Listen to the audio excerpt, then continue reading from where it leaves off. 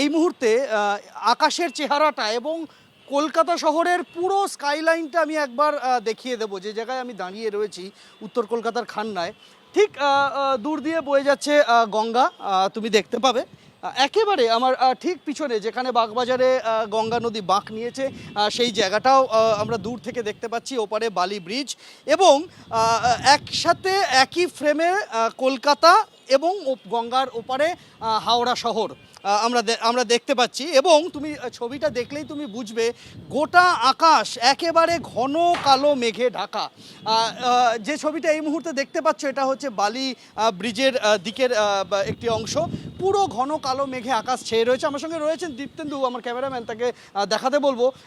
ঠিক আমি যদি ক্যামেরা ঘোরাই একেবারে হাওড়া ব্রিজের দিকে যদি আমরা ক্যামেরাটা ঘোরাই, সেই দিকটা কিন্তু আরও ঘন কালো মেঘে গোটা আকাশ ঢেকে রয়েছে। অর্থাৎ এই অষ্টমীর দিন একেবারে বৃষ্টি বিঘ্নিত হবে নাকি বৃষ্টি ছিটে ফোটা হবে, সেই বিষয়টা নিয়ে যখন চর্চা চলছে তখন আকাশের মুখ কিন্তু যথারীতি ভার হতে শুরু করেছে।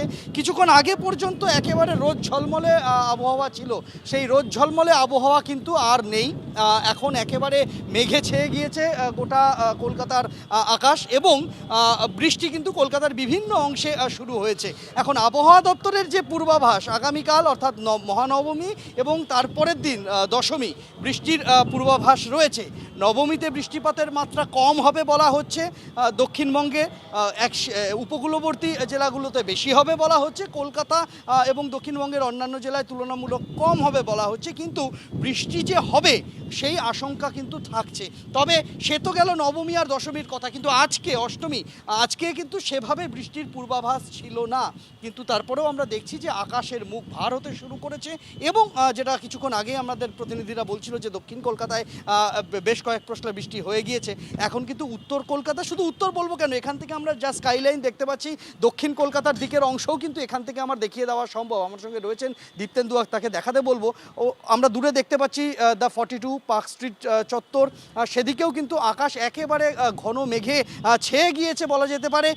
দূর থেকে দেখে মনে হচ্ছে যে ওই দিকে দক্ষিণের দিকে বৃষ্টিপাতও হচ্ছে। তবে হ্যাঁ, দক্ষিণে বৃষ্টি হলেও উত্তর কলকাতায় কিন্তু এখনও বা মধ্য কলকাতায় এখনও বৃষ্টি শুরু হয়নি। আকাশ কিন্তু ঘন কালো মেঘে ঢাকা পড়েছে।